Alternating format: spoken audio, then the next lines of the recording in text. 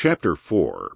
The Decline of the Ricardian System, 1820 to 1848. 1. The Conundrum of Ricardo's Popularity.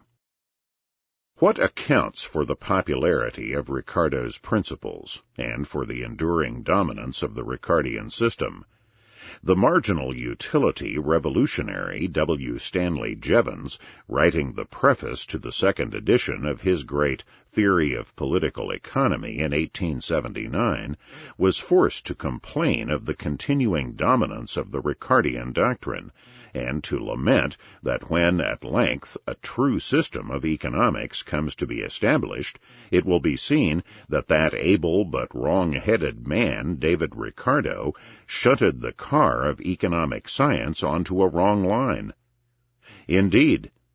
And Ricardo won the day with a theory that was not only far from self-evident, but in many ways bizarre, such as the labor theory of value, and he wrote his work in a crabbed and obscurantist style that would hardly be expected to sweep the field, either among laymen or in those more particularly interested in economics.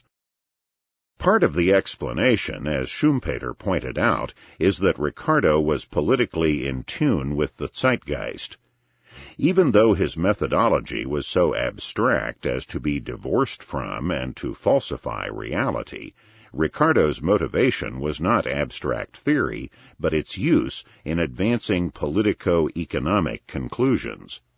Ricardo, like Mill, was devoted to free trade and laissez-faire, and, as we shall see, to hard money, and he applied his abstract system like a hammer in their service.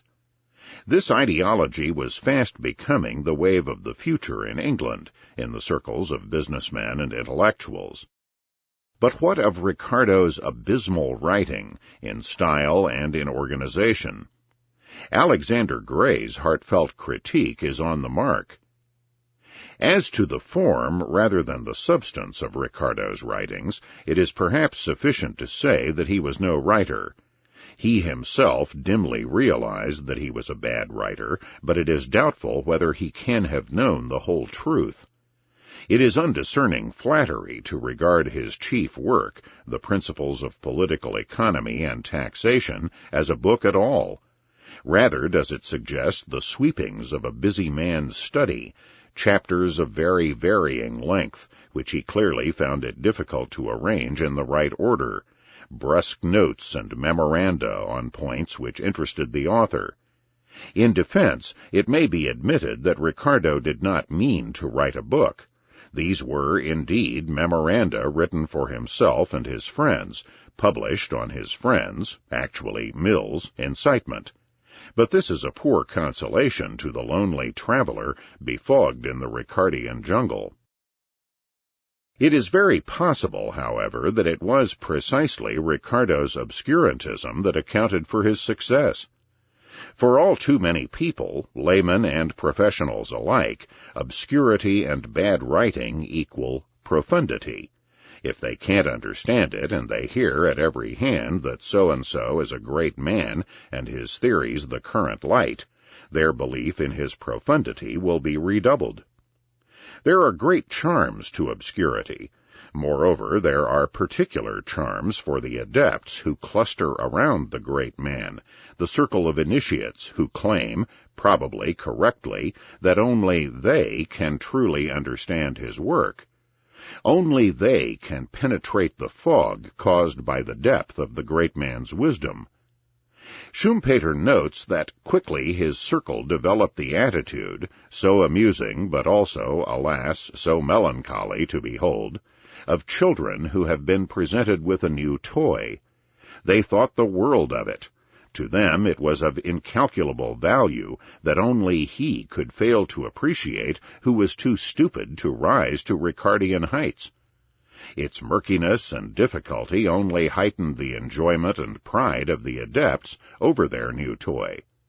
Nowadays this effect is considerably heightened by the fact that obscurity gives disciples and critics more to talk and write about, and thus greatly multiplies the career opportunities for scholars in the current age of publish or perish.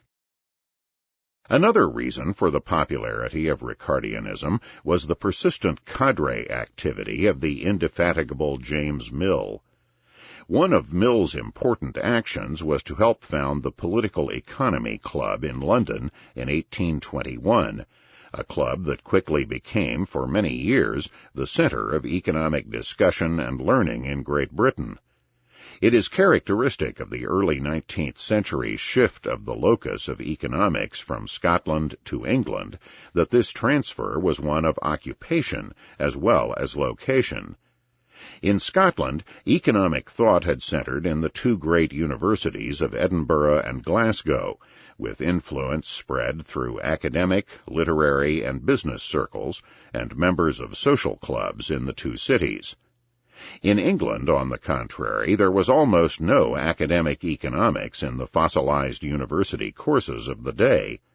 Of the 30 founding members of the Political Economy Club, only one, Thomas Robert Malthus, was an academic, teaching political economy at the East India Company's college at Haileybury. The other leading English economists in the club included David Ricardo, businessman and financier Thomas Tooke, 1774 to 1858, with Colonel Robert Torrens of the Royal Marines chairing the first meeting. Others were businessmen, publicists, and government officials. A few years later, academic opportunities began to open up. Mill's Scottish friend and fellow leading Ricardian, John Ramsay McCullough, who had been lecturing for several years, became professor of political economy in 1828 at the University College London, and joined the Political Economy Club shortly thereafter. But after 4 years of teaching, he had to spend the rest of his life as a financial controller. The first economics post at Oxford was a chair founded by the banker and evangelist Henry Drummond in 1825, but the term of the chair was only 5 years. The first chairholder was the attorney and important young economist Nassau William Sr., 1790 to 1864, son of an Anglican vicar in Berkshire, who had studied at Oxford and had joined the Political Economy Club 2 years earlier. The new King's College London, established in the same year as University College, 1828, as a Tory and Anglican haven to offset its non-denominational neighbor, appointed Senior to its own political economy post in 1831. But Senior was kicked out unceremoniously for publishing a pamphlet urging a reduction in the budget of the Anglican establishment in Ireland, and he spent the rest of his career as a real property attorney and government lawyer, with the exception of another Drummond professorship at Oxford in 1847 to 1852. Cambridge treated economics with such disdain that its only contribution was to have a young lawyer of no distinction in the field, George Prime, teach economics without pay and at unpopular hours. Prime taught under those conditions for over 40 years, from 1816 on, remarkably becoming professor of political economy in 1828. Apparently, he wrote nothing in economics and contributed to no important discussions. 2. The rapid decline of Ricardian economics. Before setting out to explain a problem, one must be quite sure that the problem really exists. Surely a partial answer to the conundrum of Ricardo's popularity and dominance over English economics is that dominance was largely a myth. Until recently, the orthodox view in the history of economic thought was that Ricardianism dominated British thought from the date of Ricardo's principles through Jevons's abortive revolution in 1871 and until the 1890s, when Alfred Marshall's neo-Ricardianism supposedly integrated marginal utility into a basically Ricardian framework. One of the last expressions of this orthodoxy came in 1949, when Professor Sidney G. Checkland, from an anti-Ricardian perspective, bewailed the manner in which the two Scotsmen, James Mill and McCulloch, like Ricardo, the Spanish-Portuguese Jew, expatriates from their native culture, and therefore presumably alienated from mainstream English life, used brilliant cadre tactics to acquire their hegemony over English thought. Checkland saw that Mill was the cadre leader of the Ricardians, cleverly advising Ricardo not to give publicity to his critics by deigning to reply to them in the third, 1821 edition of his Principles. Mill wrote his Elements of Political Economy as a Ricardian textbook in 1821, but since it lacked popular appeal, the younger McCulloch, a charismatic, enormously strong, booming, burly, Scotch whiskey-drinking figure of a man, took over as the popularizer and propagator of Ricardianism. The first important revision of the myth of Ricardian triumph came with the Marxist Ronald Meek's rebuttal of Checkland the following year. Checkland, he points out, made the crucial mistake, following J.M. Keynes, of treating Say's law as equivalent to the Ricardian system. While Ricardo and McCulloch followed Mill in considering Say's law to be very important, they did not regard it as crucial to the Ricardian system, which actually comprised the Ricardian theories of value and distribution. While Say's law indeed triumphed early, with only Malthus temporarily opposing it, the Ricardian system proper met a very different fate. In fact, as he managed to do in other areas of the history of economic thought, John Maynard Keynes, in his general theory, skewed and distorted Ricardian development. It was only Keynes, in his preoccupation with promoting government deficits and inflationism and attacking Say's law, who made that law the central feature of the Ricardian system. It was also Keynes who distorted the facts by holding up Malthus as the proto-Keynesian hero, stubbornly calling for an anti-Say and anti-Ricardian alternative to the Ricardian system.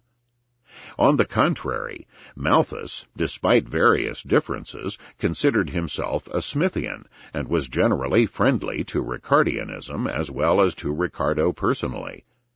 Malthus' interest in the alleged general glut and in denouncing Say's law was an ephemeral product of the post-Napoleonic War depression in England.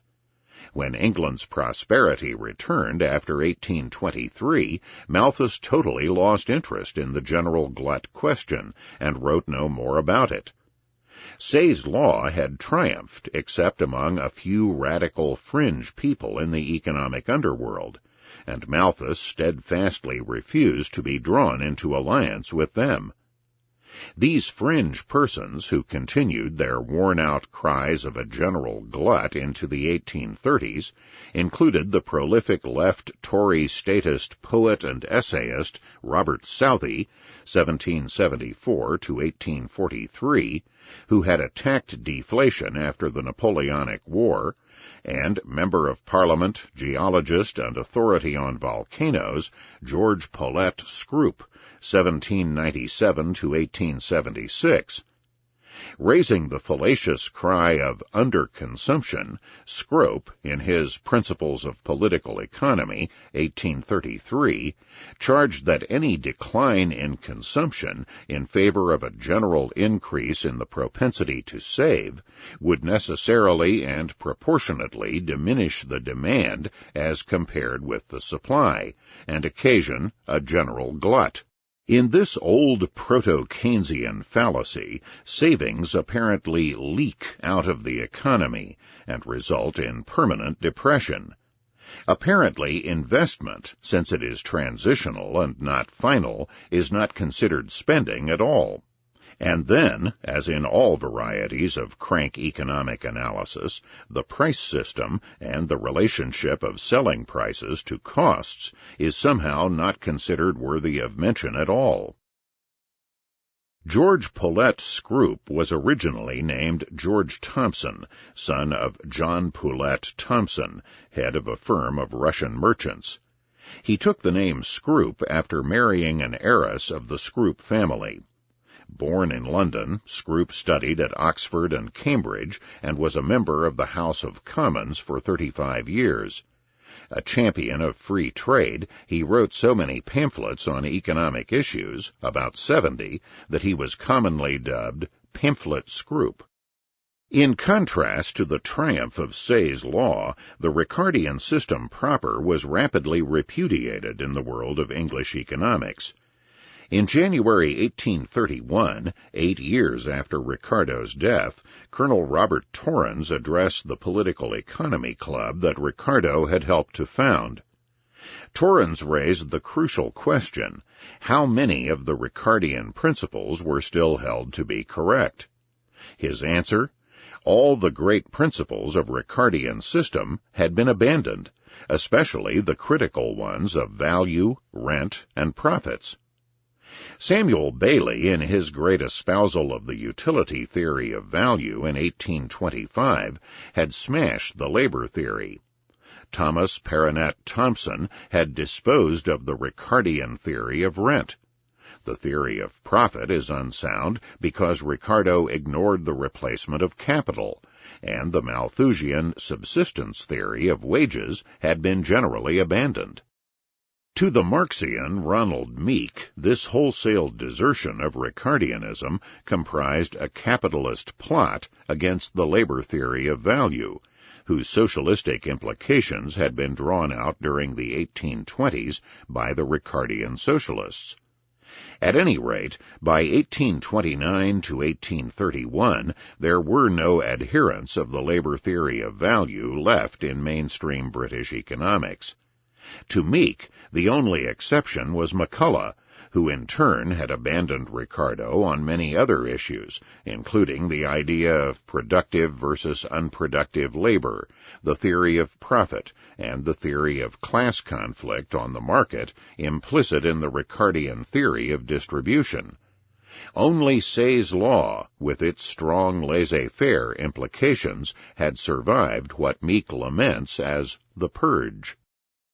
But the purge, or abandonment, came even earlier, antedating the Ricardian socialists.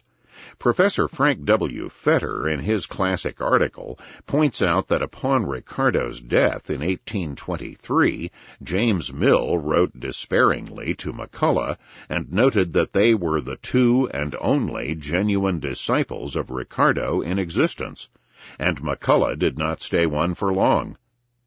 Fetter notes that economic opinion in the 1820s was diverse and unsettled, except for a general adherence to free trade. Everyone dismissed the portentous Ricardian conclusion that profits varied inversely to wages, except as a banal arithmetic truism. Furthermore, even Ricardo himself had pointed the way to abandoning his own crucial permanent subsistence theory of wages, which the German socialist Ferdinand Lassalle was later to call the iron law of wages. Ricardo had adopted the subsistence wage theory taken from the hardcore Malthusian first edition of Malthus' Essay on Population, 1798. But many of his statements, apart from this rigid formal model, were really adopted from the much weaker, indeed contradictory, second edition of the essay, 1803. These were qualifications which Marx would correctly note amounted to a desertion of the iron law. Criticism of Malthusian doctrine prevailed in the journals by the late 1820s. Thus, in early 1826, a writer noted in the Monthly Review that the law of relentless increase in population operates only in poor societies. It moves in an inverse proportion to the acquisition of wealth. It is only when people become more luxuriant, when those engagements which form the principal charm in humble life lose their attractions by the substitution of habits of refinement, that the increase in population becomes progressively less. Finally, in 1829, Nassau W. Sr.'s letters to Malthus effectively put the boots to the iron law. In this published exchange of correspondence, following the delivery of his lectures on population, 2 lectures on population, to which is added a correspondence between the author and the Reverend T.R. Malthus, London, 1829, Sr. dealt a devastating blow to the Malthusian doctrine. In the first place, while agreeing that excessive population growth could conceivably one day constitute a problem, Sr. in effect stood Malthus on his head by pointing out that while population indeed pressed on the food supply in undeveloped countries, the history of the prosperous countries of the West had been marked by an increase in the food supply outstripping the rise in population. Indeed, this fact is simply demonstrated by the rising living standards of the Western countries over the centuries. And this economic growth must be due to a general tendency of agricultural and other productivity to rise, as well as people devoting themselves to safeguarding their higher living standards. As a result, population does not grow enough to reduce the living standards of the public to the subsistence level. And while Malthus would not verbally go so far as Sr. in speaking of a general tendency for food to increase faster than population, it was clear from Malthus' reply that the mellower Malthus of the second edition had triumphed. That Sr. saw the full implications of the changes of the second edition is also demonstrated by his own formulation of the population principle, that the population of the world is limited only by moral or physical evil, or by fear of the deficiency of those articles of wealth which the habits of individuals of each class of its inhabitants lead them to acquire. But while the iron law of wages was in fact finished de facto, it still continued to reign, as it were, de jure. For Nassau Sr., suffering from excessive piety toward Malthus, lacked the instinct for the jugular that would have stripped the veil of evasions from the grave fallacies of the Malthusian doctrine. Instead, Sr. collaborated in the sham, insisting, though he knew better, on continuing to hail the Malthusian principle of population as a cornerstone of economic science. As Joseph Schumpeter, ever alive to the follies of economists, lamented, Sr. always treated Malthus with infinite respect. He even called him a benefactor of humanity, and did all in his power to minimize his deviation from what he evidently considered to be established doctrine. All the less justification is there for the practice of some later writers who, with nauseating pontificality, treated Sr. as a none too intelligent pupil who needed to be set right by Malthus. As a matter of fact, it is perfectly clear that Sr. realized the extent to which Malthus' qualifications ought to have spelled recantation, and to what degree his adherence to some of his former opinions spelled contradiction. 3. The theory of rent. The Ricardian theory of rent was effectively demolished by Thomas Perronet Thompson, 1783 to 1869, in his pamphlet The True Theory of Rent, 1826. Thompson weighed in against this fallacious capstone to the Ricardian system. The celebrated theory of rent, Thompson charged, is founded on a fallacy, for demand is the key to the price of corn and to rent. The fallacy lies in assuming to be the cause what in reality is only a consequence. It is the rise in the price of produce that enables and causes inferior land to be brought into cultivation, and not the cultivation of inferior land that causes the rise of rent. Thompson goes on to note in wonder that Ricardo perceived the fallacy in the view that corn sells for a high price because rent is paid, and not vice versa, and yet pressed on to adopt a similar cost theory of price. Here Ricardo reversed cause and effect by maintaining that the cultivation of inferior land causes the price of corn to rise, instead of the other way round. During the same year, Colonel Robert Torrens himself destroyed the Ricardian theory of rent even more effectively, zeroing in on the crucial fallacy of rent as a differential. Characteristically, Torrens, who was involved in all the economic controversies of the day and changed his mind significantly on nearly all of them, delivered his coup de grace in the third edition of a work in which he had originally predated Ricardo in the discovery and championing of the theory of differential rent. This work was the Essay on the External Trade, originally published in 1815. But now Torrens honed in on the critical point that the rent of land, A, does not depend on its being more fertile or productive than some other piece of land, B. That, on the contrary, the rent on each land stems from its own productivity, period. In turn, partially determined by the scarcity of that particular land and by the demand for its product. The existence of a return on a piece of land is by no means dependent on the existence of inferior lands.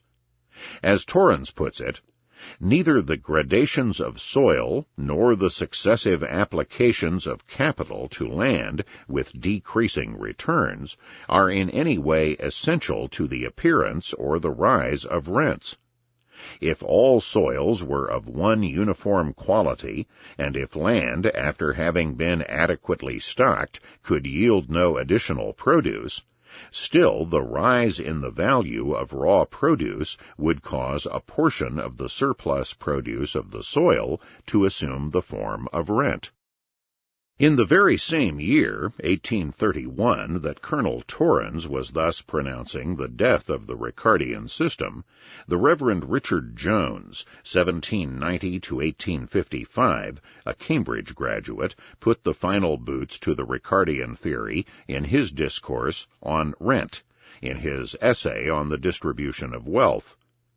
A Baconian inductivist, historicist, and anti-theorist, who paradoxically first succeeded Senior as Professor of Political Economy at King's College London, and then followed Malthus as Professor at the East India College of Haileybury, Jones stressed the error of Ricardo's historical dictum that the most fertile lands are always cultivated first in every country, which then moved successively to less and less fertile lands. For Schumpeter and others to dismiss Jones' case as confusing historical fact with an abstract theoretical model misses the real point. Fallacious anti-theorist Richard Jones undoubtedly was. But from his own point of view, David Ricardo was not simply setting up an abstract and totally unrealistic theoretical model. Ricardo was interested above all in political applications, and he was deluded enough to believe that his model was spewing forth accurate laws of past and future historical trends. For Ricardo, inexorable rises in rent, crippling future economic development, were a predictable empirical consequence of his own theory. Specific empirical facts cannot give rise to or test theory, but a theoretical law that attempts to predict past and future can be validly countered by examining the course of actual history. Empirical facts can properly be used to refute empirical generalizations. The various demolitions of Ricardo's theory of rent, especially that of Paranet Thompson, quickly triumphed in the economic literature. The Thompson Critique had been anticipated in the influential journals in the British Critic as early as 1821, and by Nassau W. Sr. in the Quarterly Review in the same year. By the early 1830s, Thompson's view had triumphed in the journals, including an article by Samuel Mountfort Longfield, the first Irish professor of political economy at Trinity College, Dublin. By the 1840s, the Ricardian theory of rent was dead in the water and almost beneath discussion. Apart from McCulloch, the only one willing to defend it was the ardent and emotional Ricardian, the poet and writer Thomas de Quincey, 1785 to 1859. David Ricardo, as he himself acknowledged, did not originate his differential theory of rent. It began in 1777 on the publication of An Inquiry into the Nature of the Corn Laws by the Scottish farmer James Anderson, 1739 to 1808. An Aberdeenshire farmer, Anderson founded and edited the weekly Bee, and later moved to London, where he edited publications in agricultural science and the arts. Anderson's theory, however, remained forgotten until independently replicated by three writers in 1815. Thomas Robert Malthus, in his Inquiry into the Nature and Progress of Rent, Sir Edward West's 1782 to 1828 Essay on the Application of Capital to Land, and the first edition of Torrens' Essay on the External Corn Trade. Malthus did not integrate his theory into anything like the Ricardian system, and furthermore, he was scarcely an opponent of the landlords or of land rent. To the contrary, Malthus defended the Corn Laws. On the other hand, West, an attorney and fellow of University College, Oxford, who later served as Supreme Court Justice in India and died early of disease, so closely anticipated the Ricardian system that Schumpeter habitually refers to the West Ricardian theory. The interesting question is, what gave rise in a very short period of time, 1815 to 1817, to such intense concern, or at least attention to, the alleged problems of rising rents? For apart from the relatively unknown James Anderson, attention to rising rents occurs within a very few years, shortly after the end of the Napoleonic Wars. The answer was brilliantly supplied by the early 20th century American-Austrian economist Frank Albert Fetter. The Napoleonic Wars of the first 15 years of the 19th century were marked by high taxation, blockages of food imports, currency inflation, and consequently unprecedentedly high prices for corn in England, and hence highly inflated agricultural rents. It is surely no accident, as Fetter notes, that the so-called Ricardian doctrine of rent was independently formulated by several other writers, West, Malthus, Torrens, and others, between 1813 and 1815, when wheat prices were at their peak. 4. Colonel Perronet Thompson, Anti-Ricardian Benthamite.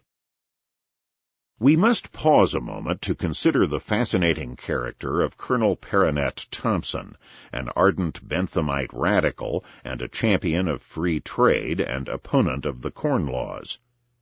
Thompson, the son of a prosperous merchant and banker from Sussex and member of Parliament for a decade, spent the first part of his adult life in the military, retiring from active service in 1922 at the age of 39 with the rank of lieutenant.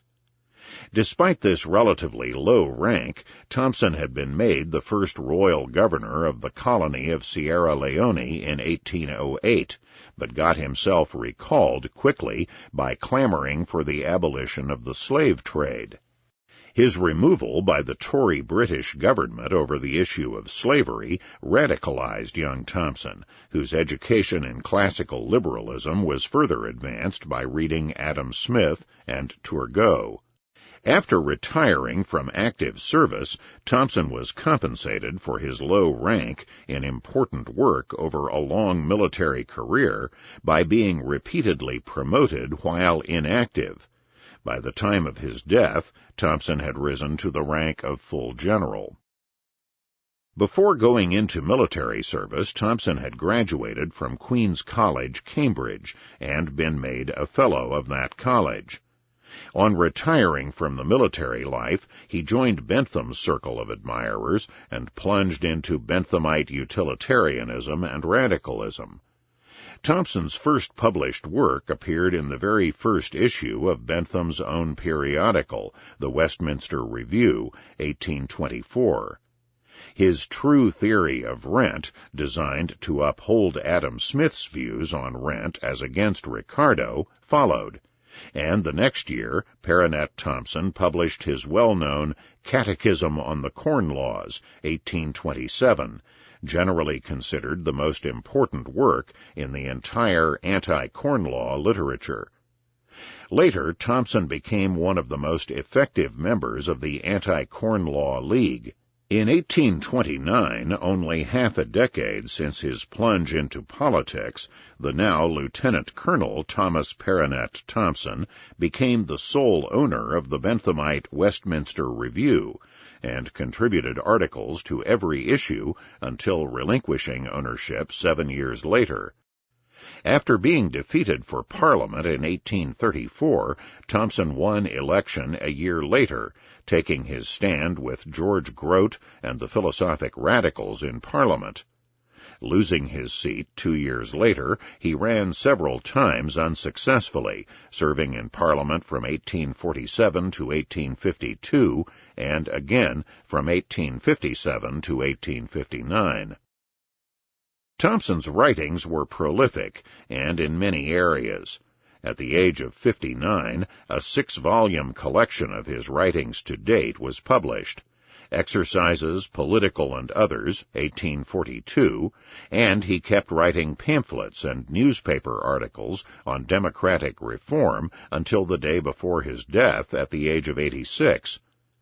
In addition to his widespread political and economic concerns, Thompson wrote and published works on mathematics, the science of acoustics, and the theory of musical harmony. An organ built on the lines of Thompson's harmonic theory received honorable mention at the Great Exhibition of 1851. Thompson contributed more to economics than his attack on rent. His first article in the Westminster Review, on the instrument of exchange, followed Bentham's own inflationist views by advocating an inconvertible paper currency.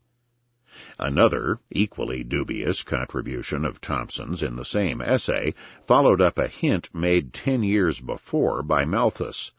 Malthus, who had been trained in mathematics at Cambridge, had observed in a pamphlet in 1814 that differential calculus might prove useful in the theory of morals, economics, and politics, since many questions in these disciplines center around the pursuit of maxima and minima.